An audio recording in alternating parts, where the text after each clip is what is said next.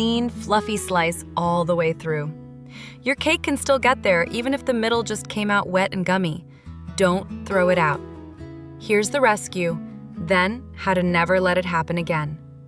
First, act fast. The second you see a wet, sunken middle, get that cake back in the oven. Cover the top loosely with aluminum foil so it doesn't brown any further, and bake another 10 to 15 minutes. Check every 5 minutes with a toothpick or a skewer in the center. When it comes out clean, you're done. If it's the bottom that's raw, not the center, the fix is placement. Move the cake to the middle rack, drop the heat to low, and tent with foil so the top doesn't overcook while the bottom catches up. Some ovens let you switch off the top element. Do that if you can. Already cooled and cut? You can't rebake a sliced cake well, so repurpose it. Cube the good parts into a trifle with cream and fruit, or blitz it into cake pops. Nobody will know. Now, why does the middle stay wet? Almost always heat.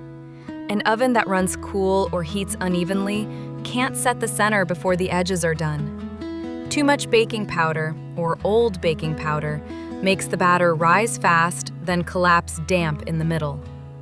And the sneaky one? The wrong pan.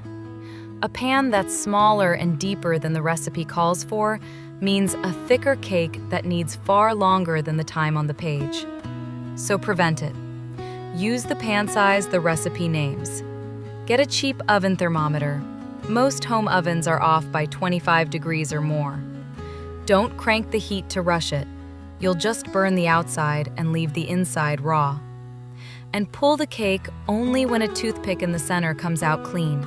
Ideally around 205 to 210 degrees inside for a standard cake. Wet middle, rescued, and next time, it bakes through the first try. Follow for more cake tips. Full recipe on the blog.